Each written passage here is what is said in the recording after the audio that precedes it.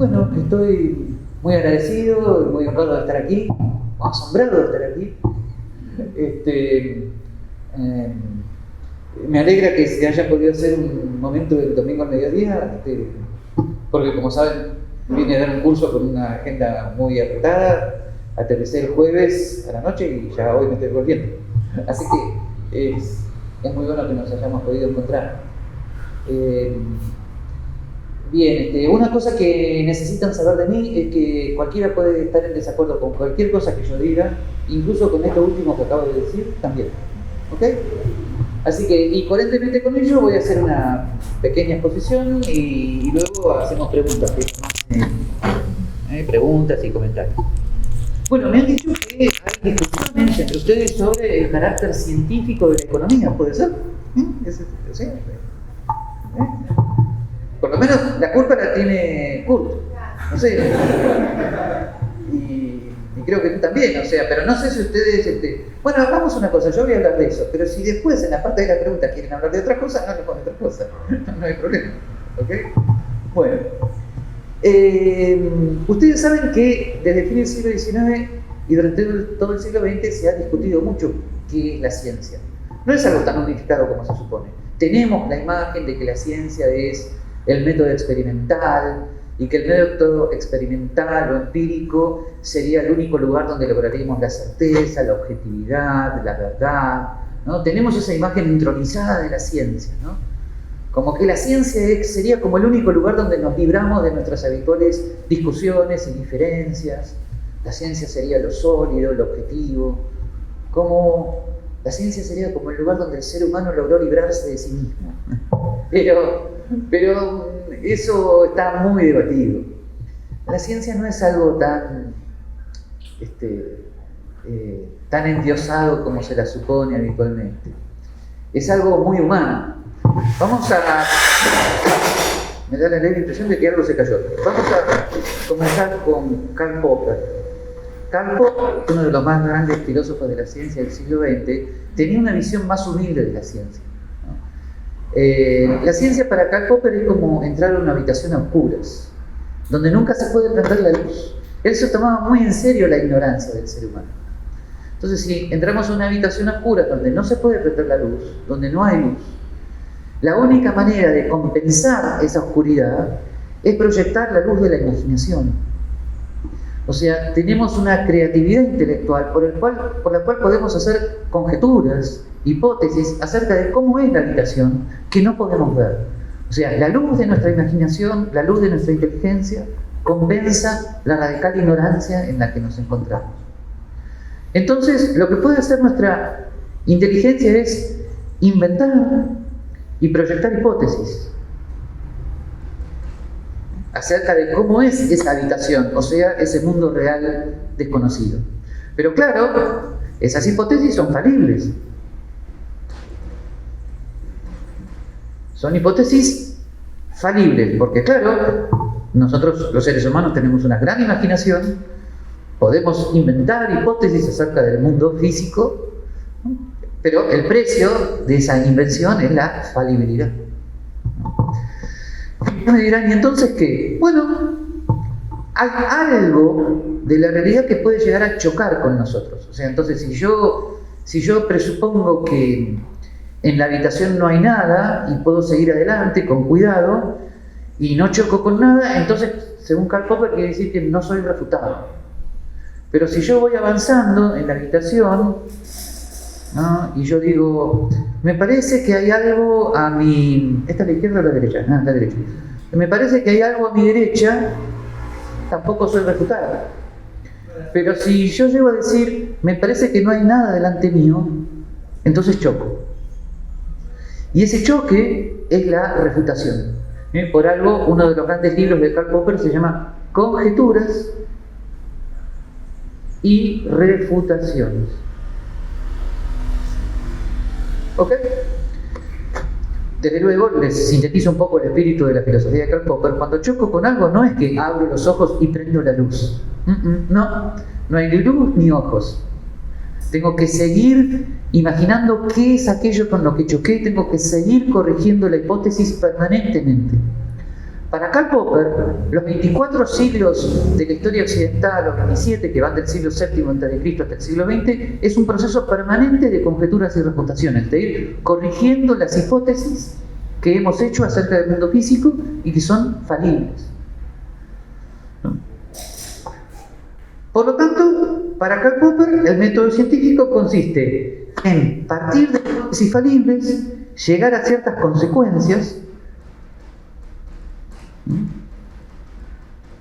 y ver de qué manera esas consecuencias se enfrentan con el método, con el mundo real. Esto es lo que se llama el método hipotético deductivo, ¿no? Acá estaría lo que llamamos testeo empírico. O sea, tenemos que ver si esas consecuencias no son refutadas o si chocamos con algo. Por ejemplo, casi todos ustedes han aprendido en el secundario algo de Newton, ¿no? Posiblemente no les gustó la física, pero algo nos acordamos, que gravedad, que masa, que peso, que inercia, todo eso, ¿no? Bueno, según Popper, eso es una conjetura, no es una certeza. Lo que ocurre es que desde 1690 y pico, que salió el libro de Newton, hasta 1900, esa conjetura no tuvo refutaciones. O sea, no hubo nada que contradijera a Newton. ¿Ven? Pero eso no quiere decir que Newton fuera la certeza total. ¿Ven? No, sencillamente era una hipótesis que hasta ahora no se había enfrentado con refutaciones.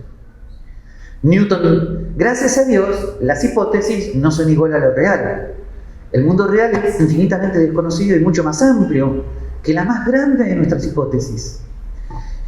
Por lo tanto, Newton no se pudo imaginar que había algo a lo cual sus principios de gravedad, de inercia, no llegaban. Ese algo recién comienza a ser trabajado en 1900 cuando sale el primer artículo de la física cuántica, ¿no? O sea, Newton no se había imaginado que en el interior del átomo inercia y gravitación no se aplican. ¿Y cómo se iba a imaginar eso? Ahí tienen un buen ejemplo de límite, ¿no? Así que en cierto sentido Newton fue refutado en el interior del átomo, ¿no? Lo que pasa es que a efectos prácticos, para levantar este edificio, ¿no?, seguimos utilizando a Newton, a efectos prácticos. Les doy un ejemplo de que la ciencia, a pesar de las apariencias, sigue siendo conjeturas y refutaciones, conjeturas y refutaciones. Y ustedes me van a decir, ¿pero qué tiene que ver esto entonces con la Escuela Austríaca de Economía? ¿No? Porque supuestamente en la Escuela Austríaca de Economía, sobre todo a partir del libro La acción humana de von Mises, que para mí, les cuento, ese libro es La acción inhumana, porque fue pensado en alemán, escrito en inglés y luego traducido al español. Bueno, pero independientemente de eso, ¿no?, en el libro La acción humana de von Mises, parecería ser que von Mises no escribe según Karl Popper, porque von Mises dice que partimos de la famosa praxeología, o sea, la teoría de la acción humana. No tanto la praxis, sino la teoría de la acción humana, ¿no? Para von Mises, y creo que tiene razón, la acción humana es el intento deliberado y libre de pasar de un estado menos satisfactorio a otro más satisfactorio, ¿no? Por ejemplo, ustedes presuponen que al venir acá están tratando de lograr un estado más satisfactorio que de haber quedado en casa, ¿no? Posiblemente cometieron un error y se están dando cuenta, pero bueno, ¿qué le van a hacer? ¿Ven? Si en este momento se están dando cuenta de que cometieron un error, eso se llama pérdida, ¿eh? Y si dicen, pero qué fascinante estuvo la conferencia sobre von Mises y Popper y todas esas cosas raras, van a decir, he obtenido una ganancia, ¿no? Bueno, entonces, von Mises dice que partimos del conocimiento de la acción humana. En la acción humana hay cosas tan importantes, subjetiva del valor, cómo manejamos el tema del tiempo, donde surge el tema, por ejemplo, del interés originario y este tipo de cosas tan importantes, y todo eso lo aplicamos al mercado, o sea, al libre intercambio de bienes y servicios bajo precios monetarios, y a partir de todo esto deducimos lo que von Mises llamaba, con un nombre raro, cataláctica, ¿no?, o ciencia económica, ¿no?, que tiene los capítulos que ustedes ya saben, ¿no?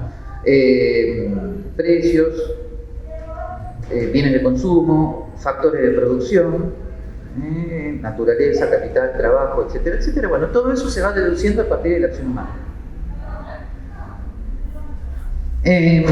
Entonces, ¿qué tiene que ver esto con el método hipotético deductivo del que habla Popper? Bueno, algo tiene que ver. ¿Por qué? Porque nosotros podríamos considerar que la acción humana es, en parte, una hipótesis. ¿Qué quiere decir eso? Que nosotros podríamos llegar a considerar que la teoría de la acción humana de von Mises es la hipótesis de la cual estamos partiendo y que las consecuencias es toda esta teoría económica. La teoría económica sobre los precios, los factores de producción, etc. Y entonces nos queda toda la teoría económica, ¿no?, estructurada a partir de la acción humana con consecuencias, que las consecuencias son esos capítulos del libro de von Mises sobre el mercado y los factores de producción, etc. Bien. Esto, según von Mises, es a priori. En eso no hay ninguna contradicción con Popper, porque las hipótesis también son a priori. ¿Qué quiere decir a priori? Antes de chocar con algo, yo ya tengo la hipótesis. Eso es a priori, ¿no? Bien. Ahora, ¿por qué? Alguien podría decir, si partimos de la acción humana y de la teoría de la acción humana tenemos certeza, ¿no podríamos decir que la economía tiene mucha mayor certeza que la física? Tal vez, sí, la teoría de la acción humana es una teoría muy filosóficamente fundada, pero, dice von Mises, esta es mi interpretación, hay otras interpretaciones, en el medio, acá, antes de pasar a la teoría del mercado, hay que agregar lo que von Mises llama, bueno, sí, vamos a buscarlo con esto, los presupuestos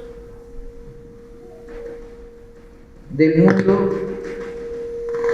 real.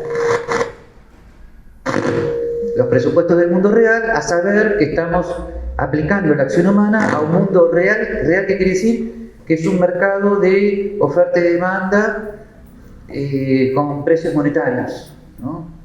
Entonces, aplicamos esos presupuestos del mundo real y deducimos la teoría económica. Bueno, en ese sentido,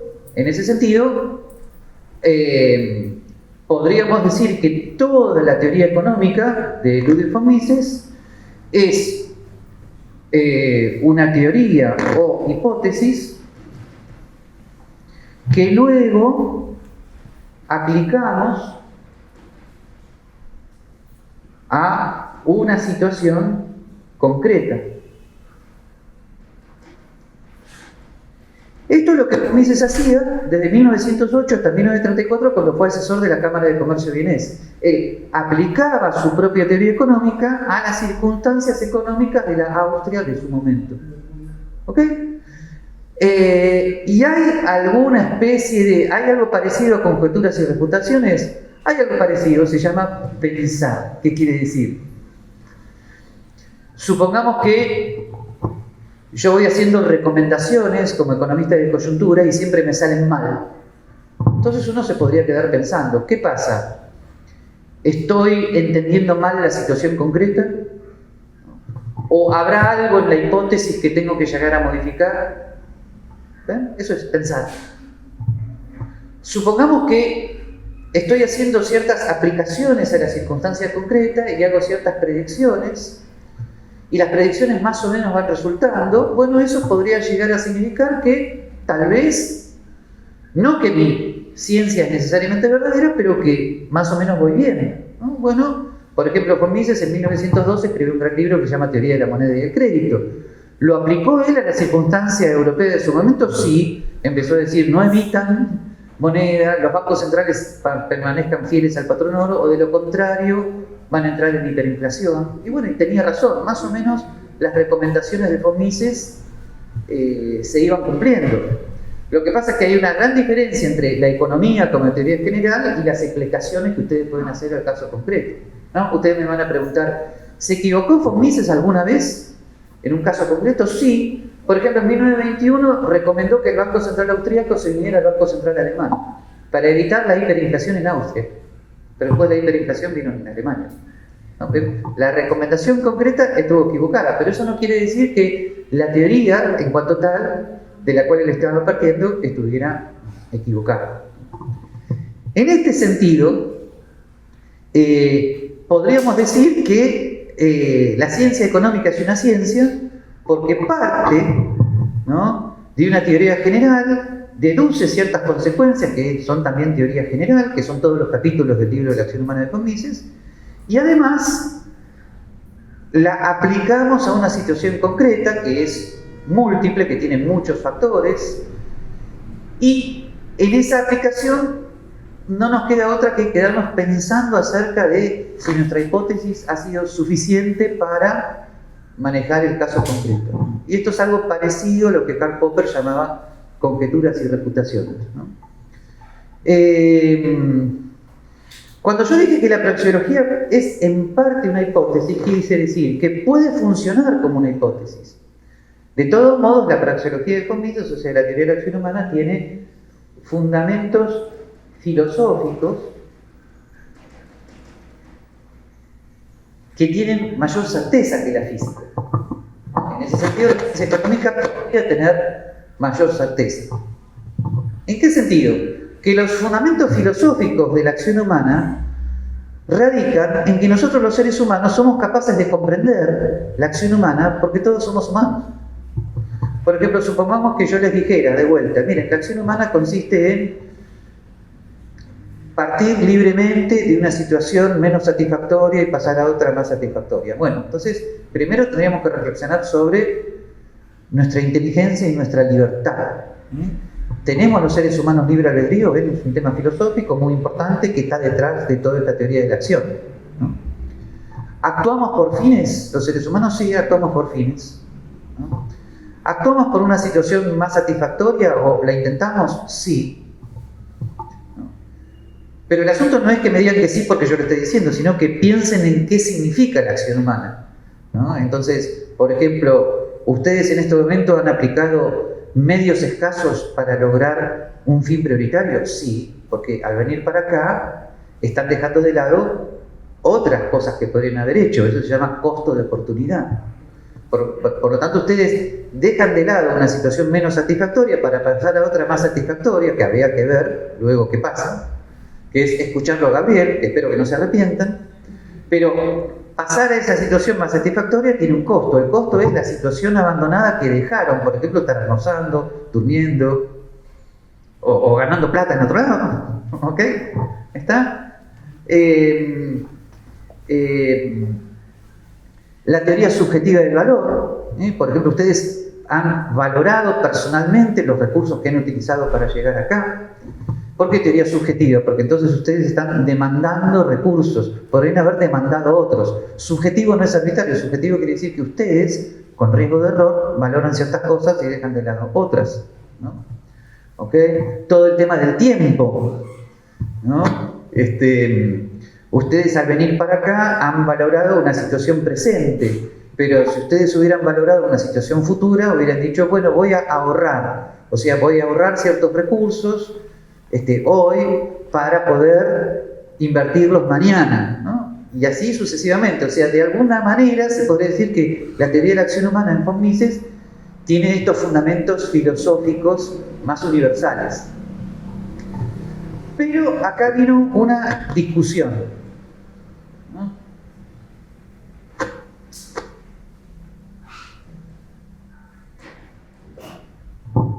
Una discusión entre la interpretación que hace Rothbard, la interpretación que hace Murray Rothbard de la economía de von Mises y otra interpretación que hace un economista austríaco que se llama Fritz Machlup. ¿Qué quiere decir esto? Rothbard dice que la economía de von Mises tiene absoluta certeza, ¿no? Y Machlup dice no tanto. ¿Por qué? Porque McClure le da mucha importancia a esto, al tema de las condiciones del mundo real. O sea, la economía de von Mises es a priori, pero, cuidado, tenemos que introducir por el medio ciertas condiciones del mundo real en las cuales puede haber error. ¿Ok? Así que no tiene tanta certeza. Tiene más certeza que la física porque podemos estar filosóficamente seguros acerca de lo que significa la acción humana, pero no es tan certera, ¿no? Por algo la economía puede seguir progresando, o la economía, o la Escuela Austríaca de Economía puede seguir como autocorrigiéndose, puede seguir progresando, ¿no? La versión de Rothbard se basa en algunos textos de von Mises, donde von Mises afirmaba que en las ciencias sociales no aparece lo que en ciencias naturales se llama el testeo empírico. Sí, von Mises y Rothbard tienen razón. No hay experimentos controlados como en la física, en la economía. No hay experimentos controlados. ¿Ok? Pero eso no quiere decir que no haya un proceso de refutaciones, de conjeturas y refutaciones más indirectos. ¿Qué quiere decir? Que nuestra Escuela Austríaca de Economía puede estar muy bien fundamentada filosóficamente. La Escuela Austríaca de Economía tiene ciertas posiciones que también están muy bien elaboradas desde el punto de vista teórico y parecen como un muy buen instrumento para predecir en el mundo real lo que va a suceder, pero eso no quiere decir que no nos podamos quedar pensando en determinados momentos sobre que si hay que hacer algunos ajustes o correcciones o lo que sea. ¿Está? O sea, la Escuela Austríaca de Economía no es algo acabado para siempre, no es igual que el teorema de Pitágoras, eso es lo que les quiero decir. ¿Está? Así que de alguna manera también hay conjeturas y refutaciones en la Escuela Austríaca de Economía. Por ejemplo, después de la crisis del 2008, toda la teoría del ciclo económico en la Escuela Austríaca tuvo que ser relativamente ajustada un poquito a las nuevas circunstancias históricas. De todos modos, se podría decir que la Escuela Austríaca ha mantenido en el tiempo ciertas hipótesis fundamentales, ¿no? Por ejemplo, la teoría subjetiva del valor, la teoría de la utilidad marginal, la teoría del ciclo económico, la teoría del interés como el valor que le damos al bien en el futuro, la imposibilidad de cálculo económico en el socialismo, ¿okay? La teoría del mercado como proceso, o sea, como un ajuste permanente entre oferta y demanda con conocimiento disperso, la noción de orden espontáneo, que eso está en Hayek, como justamente que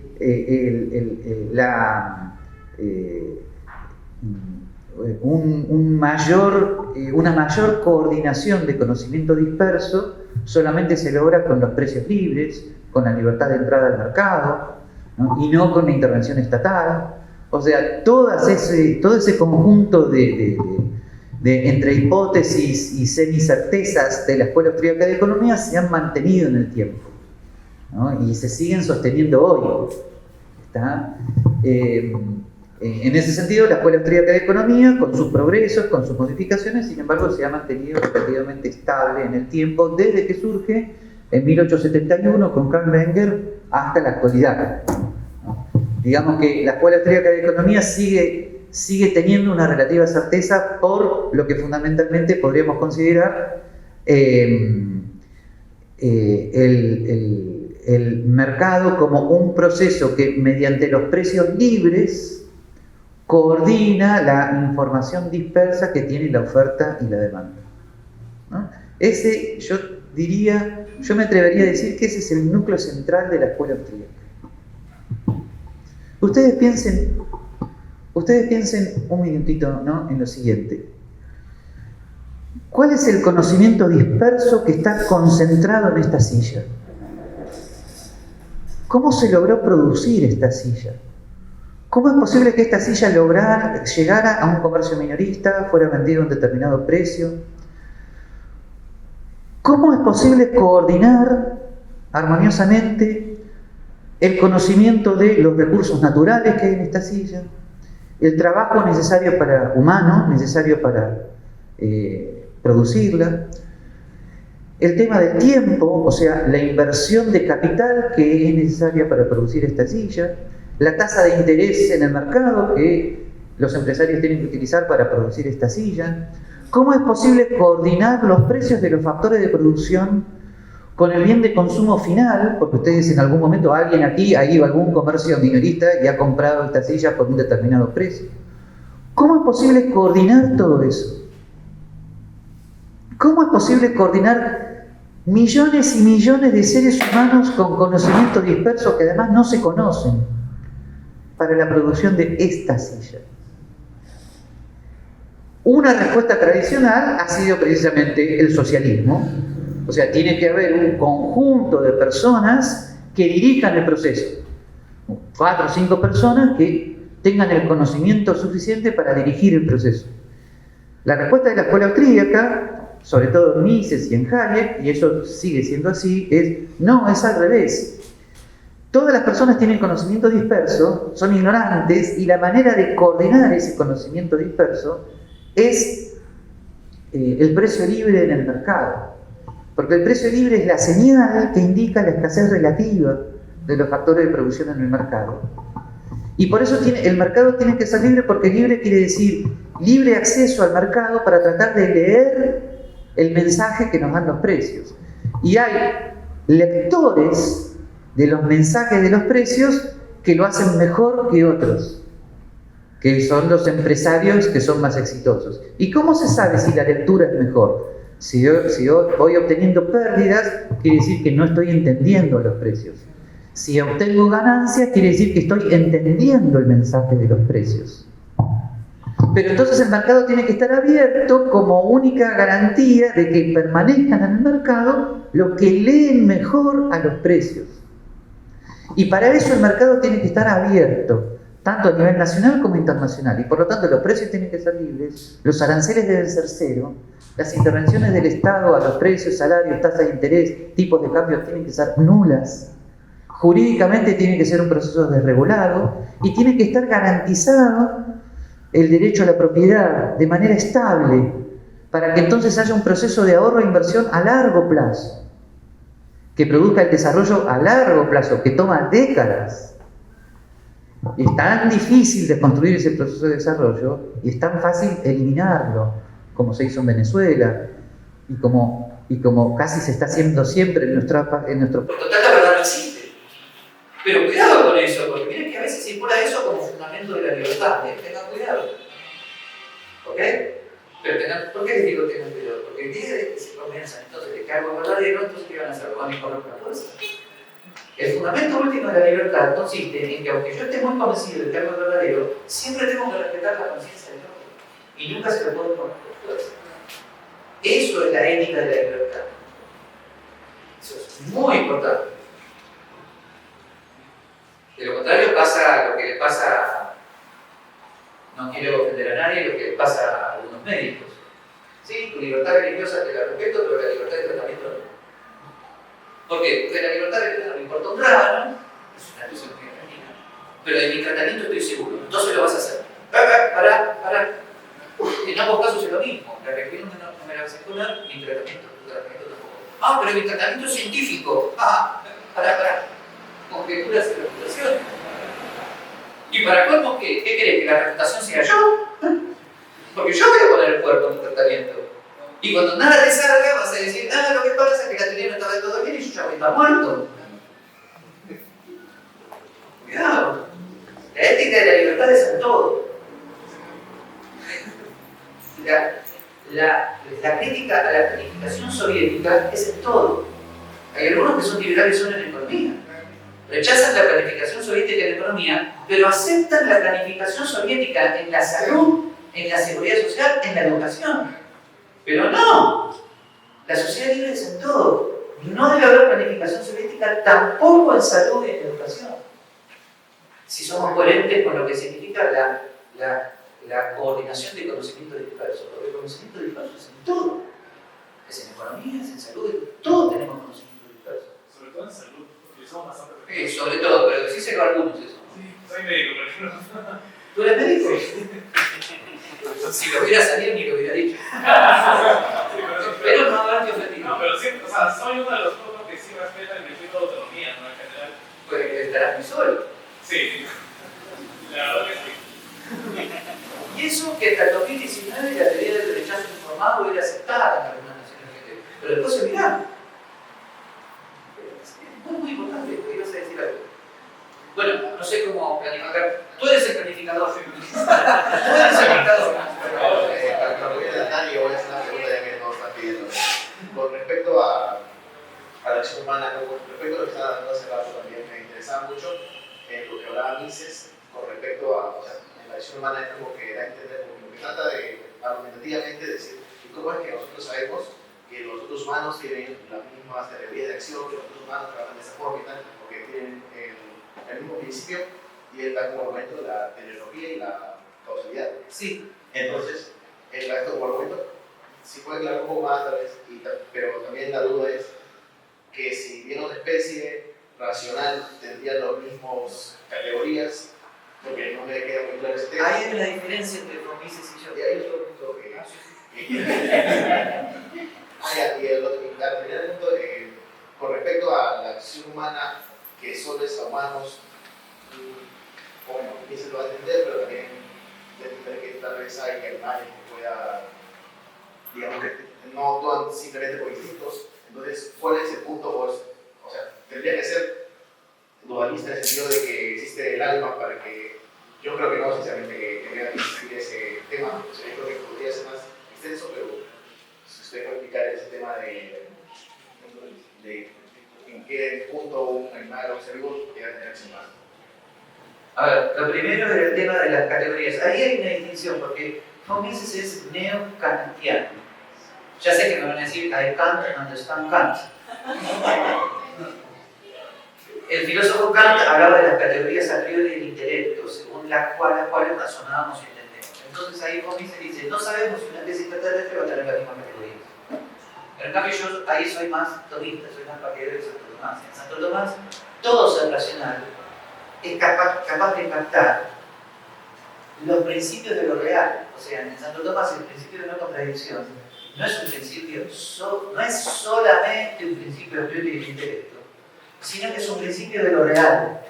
Nada puede ser y no ser al mismo tiempo y en el mismo sentido.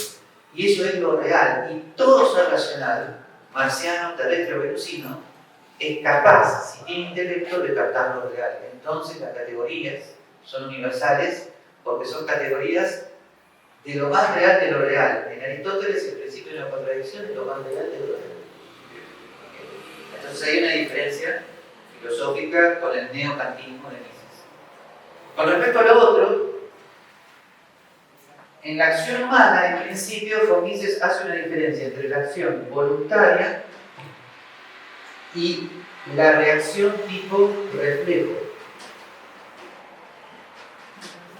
Por ejemplo, entonces, si el médico en este momento me hace el famoso reflejo de la rodilla, cuando mi rodilla sale para adelante por el reflejo, eso no sería acción libre y voluntaria.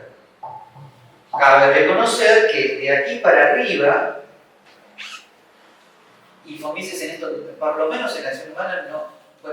Bueno, a veces Mises es demasiado tajante en esta diferenciación. En la acción voluntaria caben grados.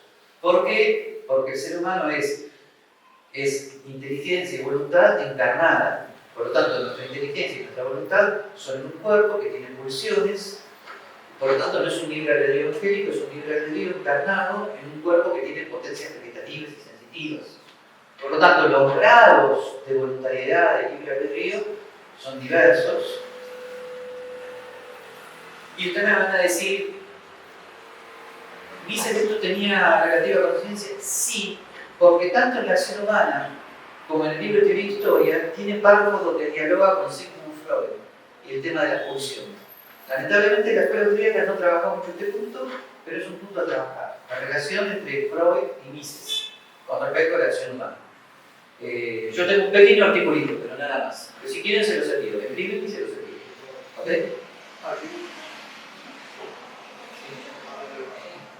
Y ahora falta la segunda, ya no sé. No, justo quería comentar de este tema. Porque en un cierto momento como un director de estudios en el trabajo. Y también un poco al revés. Digo que en cierto momento me volví un lector un poco de estudios en el trabajo, también un poco al revés. Y Schopenhauer tiene una frase que es uno. Solamente para ir lo que quiero ver. Uno puede hacer lo que quiere, pero no puede querer lo que quiere. Entonces ahí ya entra un poco el tema de subconsciente. ¿Hasta qué punto el acto es completamente voluntario? Porque hay cosas que nosotros decimos son completamente voluntarias, decisiones propias, pero detrás de todo eso hay una gran caja negra que son cosas que desconocemos y que finalmente dan cuenta a una serie de acciones, ¿no? Entonces, claro, yo sé que usted tiene un pequeño artículo también de epistemología, psicoanálisis y en este tema y me gustaría saber mucho. Sí, mi opinión es que Freud se puede reinterpretar conforme al libre albedrío. Mi opinión es que Freud se puede reinterpretar conforme al libre albedrío. ¿En qué sentido? En el sentido de que justamente el yo en Freud está entre el ello y el superyo. El ello y el superyo, en la segunda tópica Freud, son inconscientes. ¿Qué quiere decir? Que presionan al yo, es lo que se produce el conflicto. El yo es el que decide, desde el punto de vista de la teoría del libre albedrío de Santo Tomás. Bien. Ahora, esa decisión no está negada, pero está condicionada. Les voy a dar un ejemplo, no es el caso, les cuento para que se queden tranquilos. Por ejemplo, supongamos que yo en este momento estuviera muerto de hambre y posiblemente termine la charla más rápido. No es el caso, quédense tranquilos. Ahora, estoy decidiendo sí, pero condicionado. Como no, coacción no, sino influido, esa es la palabra que necesito. Por lo demás, hay otros ejemplos que no son del inconsciente, pero por ejemplo es como si yo te dijera, es como si, el ejemplo de Santo Tomás, es como si estuvieras navegando en un barco y el barco tiene una avería y entonces comenzás a tirar lastre, pero no lo hubieras tirado si el barco no hubiera tenido una avería. Por lo tanto, el tirar cosas por la borda, ¿es voluntario o involuntario? Y Santo Tomás dice, voluntario indirecto. No lo hubiera hecho voluntariamente de no ser por las circunstancias de... O sea, como ves, los grados de voluntad son diversos. Bien, volviendo a Freud, justamente el objetivo de la terapia psicoanalítica, y esto sí lo dice Freud, es ampliar el espacio del yo. Es tomar conciencia del conflicto para que entonces podamos trabajar un poco más, podamos tener mayor conciencia del conflicto entre el ello y el superyo. Y esa mayor conciencia, con ayuda del terapeuta, nos hace ampliar el espacio del yo, o sea, nos da oxígeno y nos permite decidir libremente un poquito más. Ahora, esto lo agregué yo, decidir libremente un poquito más, lo estoy agregando yo. Por lo tanto, me parece que el libre albedrío es compatible con Freud. ¿Okay? Él además tiene una manera de decirlo. Él dice, con la toma de conciencia del conflicto que antes era inconsciente, dice algo así como, hay una mayor capacidad espiritual de manejo del conflicto. ¿Okay? Así que, ahí estamos. Y con respecto al tema de vuelta,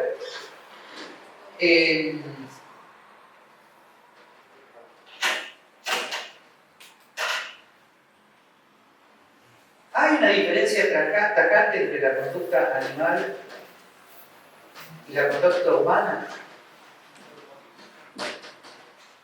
Había una manera de resolver esto cuando había, si se quiere, una menor sensibilidad. En la escolástica, en general, el ser humano tiene inteligencia y voluntad. La inteligencia se define como la capacidad de ver la verdad de manera abstracta y universal. El libre albedrío se define como la capacidad de optar entre dos bienes, etcétera, etcétera. Bueno, como el animal tiene un conocimiento sensible solamente concreto, entonces no es capaz de abstraer y de universalizar. Y como no es capaz de universalizar, tampoco es capaz de decidir, porque para decidir hay que tener la noción de bien en abstracto y comparar los bienes concretos con la noción de bien en abstracto. Como el animal no puede hacer eso, entonces el animal sigue sus pulsiones. Bien, ok. Iba a ser otro chiste, pero bien. Nosotros los seres humanos a veces siguiendo nuestras pulsiones. Bueno, ahora, nuestra sensibilidad actual con respecto a los mamíferos superiores nos está mostrando a veces que esta línea no es tan tajante. Y frente a eso yo no sé mucho más que decir. ¿Qué quiere decir? Que podemos llegar a mantener la línea porque acá estamos incurriendo en cierta docta ignorancia. O sea, yo la verdad, yo tengo una gatita a la que quiero mucho, además mi esposa y yo tenemos una gatita, y la verdad la tratamos como humana, ¿no? Y todos los días nos asombramos, ¿no?, de la acción casi humana de la gata hacia nosotros. Así que en ningún momento nos atreveríamos a maltratarla, menos aún abandonarla, menos aún a matarla, ¿no? Pero, sin embargo, mantenemos todavía cierta lucidez. Y si algún vecino un día la daña y la mata, no lo vamos a poder acusar de asesinato. Lamentablemente. Bueno, porque legalmente está bien que todavía se mantenga esa diferencia. Pero digamos que en el siglo XX tenemos una mayor sensibilidad con respecto a ciertos mamíferos superiores. Pero reconozcamos que estamos en un grave problema. En problemas culturales que van a tardar mucho en solucionarse, porque finalmente la pobrecita la vaca es un mamífero superior o no. Tiene sensibilidad, es capaz de entender ciertas cosas, y sin embargo la comemos. Y nos quejamos mucho de los coreanos que comen perros, pero ellos pueden decir que ustedes comen vacas. ¿Y qué les vamos a responder? La verdad, ahí estamos en problemas, es un tema cultural, vaya, vamos a ver lo que sucede en el siglo 40. Los seres humanos, además, genéticamente somos carnívoros, ¿no? Necesitamos proteínas, sé que hay algunos médicos que piensan diferente, pero tengan cuidado porque hay una vegana que se acaba de morir, así que se enfrentó con una cierta reputación. Entonces, quiero decir, not so simple con este tema, esperemos un poquito, falta, ¿no? Pero vuelvo a decirles, la diferencia entre lo humano y animal filosóficamente se puede seguir sosteniendo, ¿no? Pero con cuidado. Bueno, sí.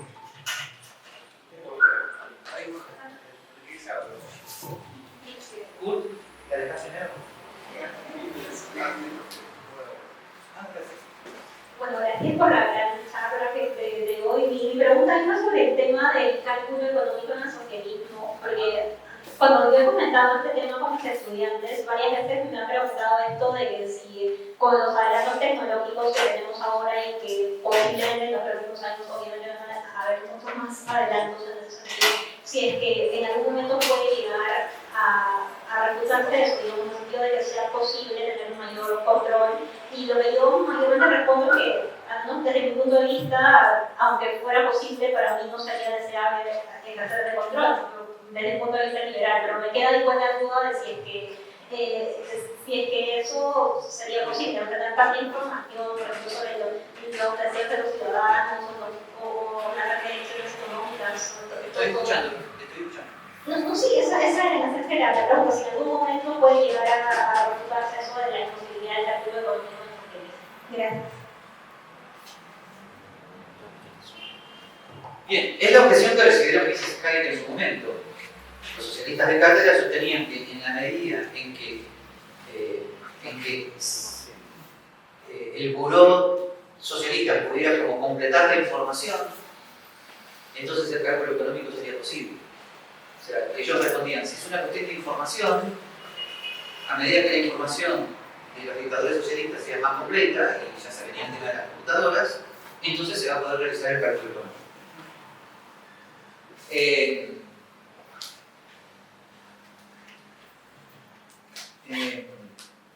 A lo cual Mises y Hayek respondieron perfeccionando la teoría del mercado como proceso, donde el mercado como proceso significa coordinación de conocimiento disperso. Pero fíjense que cuando yo toqué el tema, el lenguaje que yo utilicé no utilizó la palabra información. Yo dije leer el mensaje de los precios. Yo dije conocer. En ningún momento utilicé la palabra información. Pero los economistas austríacos, en los chicagenses siempre, ¿no? Pero los economistas austríacos, a veces conocimiento e información, esto en Hayek decía, a veces dice knowledge, a veces dice information, bits of information, disparate knowledge, lo utilizan como sinónimo. Y entonces vienen los chicagenses y dicen, no, ustedes están hablando del tema de la información que nosotros ya manejamos, es lo mismo. Yo creo que uno de los grandes progresos filosóficos de la escuela austríaca es ir tomando conciencia de la diferencia entre conocimiento e información. El conocimiento, la información es esto. O sea, un lugar donde hay bits, donde se graban, no mensajes, sino el canal físico del mensaje. La información es qué canal físico utilizamos para grabar el mensaje. Piedra, papiro, papel, silicio. Eso es información. Información hay acá, ¿eh? Ahora, cuando yo abro el libro y yo humano lo leo, ahí pasa a ser conocimiento, o sea, interpretación del mensaje. Y la interpretación del mensaje ya no puede estar hecha por una máquina. La interpretación es un acto esencialmente intelectual, es decodificar el canal físico, colocar el texto en un contexto, para lo cual es necesaria, ¿no?, algo que supera la información, que es la decodificación del mensaje, o sea, el captar el sentido de lo que está diciendo el mensaje. Y esa captación del sentido del conocimiento es exclusivamente humana y no la puede hacer ninguna acumulación de información. Entonces, la clave de la cuestión es entender el mercado como un proceso en el cual el factor empresarial de la acción humana del mercado significa leer los precios, entender, interpretar, comprender el precio como mensaje, que nunca es lo que una máquina puede hacer. Bien. ¿Hay literatura en la escuela austríaca de esto? Sí. No se ha universalizado tanto porque los austríacos en este momento están muy preocupados sobre todo por la teoría del ciclo y por la macroeconomía, y es comprensible que sea así. Pero el gran autor austríaco que incorpora todo este tema de la interpretación en la escuela austríaca es Don Laporte, o Laporte.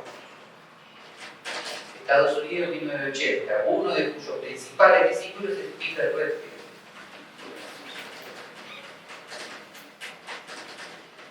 Y Peter Berger siempre está abierto a determinados papers que traten este tema y él se da cuenta de la importancia de esta cuestión. ¿Okay? Porque además, si ustedes me preguntan por el futuro de la escuela austríaca, el futuro está acá. El futuro de la escuela austríaca es profundizar la diferencia entre conocimiento e información, profundizar el mercado como proceso, como coordinación de conocimiento, no de intercambio de información. Y agrego, porque además, cuando ustedes leen el precio, inmediatamente se ponen a proyectar hacia el futuro la expectativa subjetiva, porque somos humanos. Pero viene otra pregunta, porque la filosofía es preguntarse por los porqués últimos. A su vez, ¿por qué somos seres humanos? Sin negar la teoría de la evolución, porque Dios nos ha creado humanos. Ahora vamos a ver, este es el triángulo. Naturaleza, Dios, naturaleza, efectos, etcétera, etcétera. Bueno, pero ¿qué pasa si estoy hablando con alguien que niega la existencia de Dios? Bueno, se mantiene esto. O sea, la naturaleza humana es la causa de las libertades individuales. Así que puede haber no creyentes que sean entre aristotélicos, estoicos o randianos, que sencillamente se basan en la naturaleza humana. Y en ese caso, el fundamento de las libertades individuales está en la naturaleza humana. El tema de Dios queda entre paréntesis. está la naturaleza humana, y la naturaleza humana es el gran punto de acuerdo. Sin embargo, en la teología protestante, la libertad radica no como acto segundo de la naturaleza humana, sino que como un acto anterior, sino que refiere a Dios. Por eso el texto bíblico, más allá de la filosofía atomista, dice que solamente en Cristo hay libertad.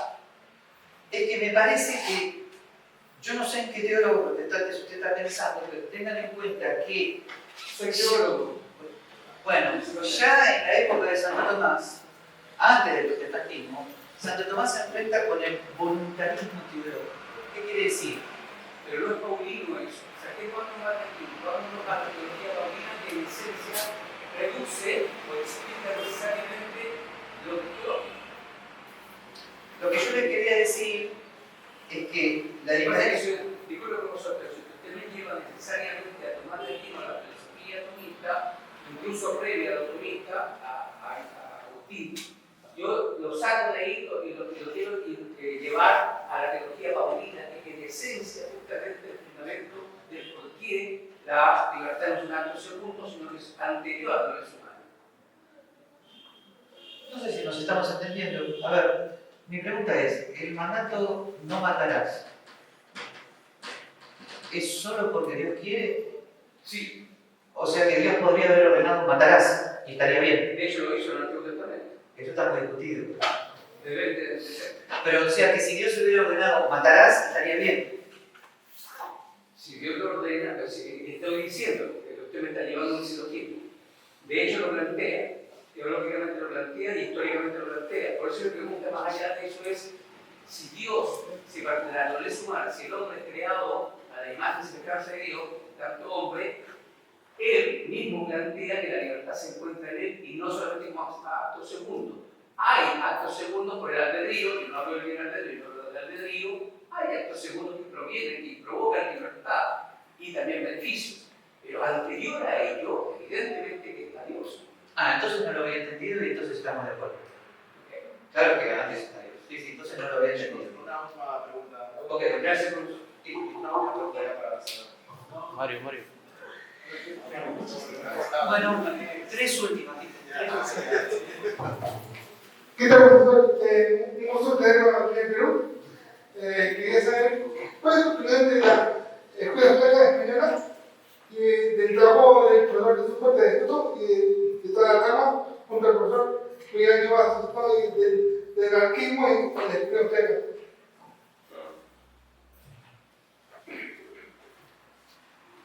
Te lo hago breve. El anarcocapitalismo es un tema de filosofía política, la escuela austríaca es un tema de teoría económica y no necesariamente son lo mismo. Hay austríacos que son anarcocapitalistas, hay austríacos que no son anarcocapitalistas. Desde luego, luego el debate es filosófico-político. Los anarcocapitalistas dicen si fueras coherente serías anarcocapitalista y los austríacos dicen, sobre todo los que manejan Hayek y Buchanan, el government es simplemente la administración de bienes públicos, entonces entra el debate de bienes públicos. Y yo no creo que sea un debate cerrado, un debate abierto. La administración de bienes públicos privados, obviamente, o sea, por ejemplo, el condominio tiene bienes públicos. En la medida que haya un condominio con bienes públicos, tienen un government. Ese es el debate. Es un debate abierto. Lo hago rápido porque tenemos 3 preguntas. A ver, ¿cuál era la...?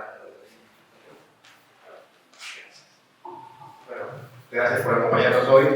Quería preguntarle, en todo caso, usted que es argentino, ¿qué opina de Javier Milei? ¿Le gusta su plan económico o de repente hay algún cambio? Gracias. No, más allá de lo que él sepa de economía, no lo creo capaz de gobernar. Mentalmente no está capacitado para gobernar.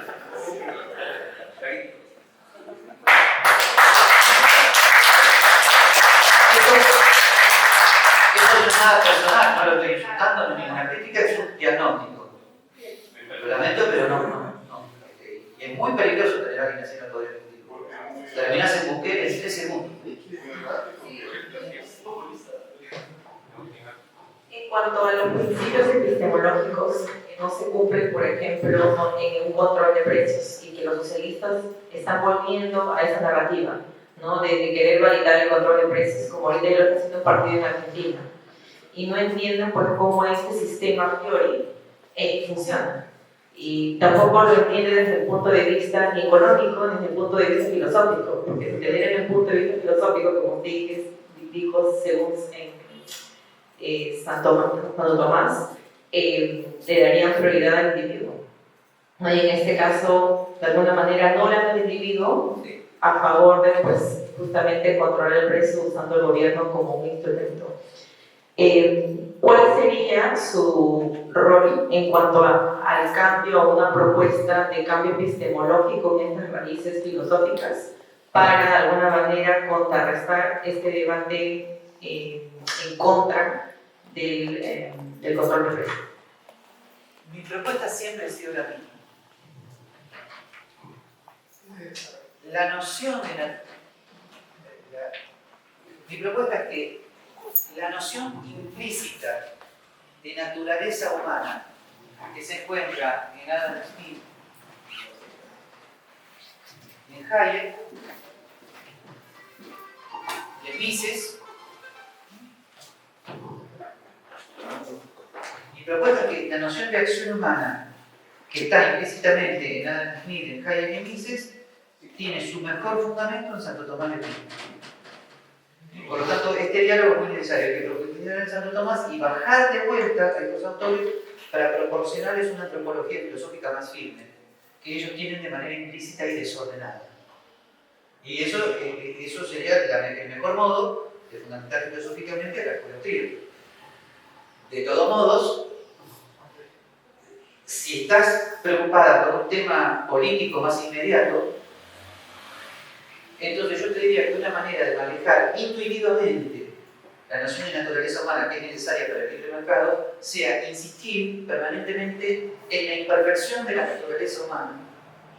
Imperfección que solamente puede funcionar por medio de incentivos de mercado. Eso es una manera de plantear el debate mucho más rápida, ¿no? Pero se pueden enfrentar con la objeción de que sería preferible un ser humano cambiado para un sistema político nuevo. Y ahí la respuesta de ustedes tiene que ser rápida, ¿no? La pretensión de cambiar por la fuerza la naturaleza humana y producir un paraíso en la tierra es inmoral, conduce a un infierno en la tierra y tiene que decirlo rápido. O de lo contrario van a quedar como los malos del mercado al lado de los buenos de la utopía socialista. Tienen que moverse rápido. Bueno, y me parece que me tengo que ir porque tengo que tomar el avión. Bueno.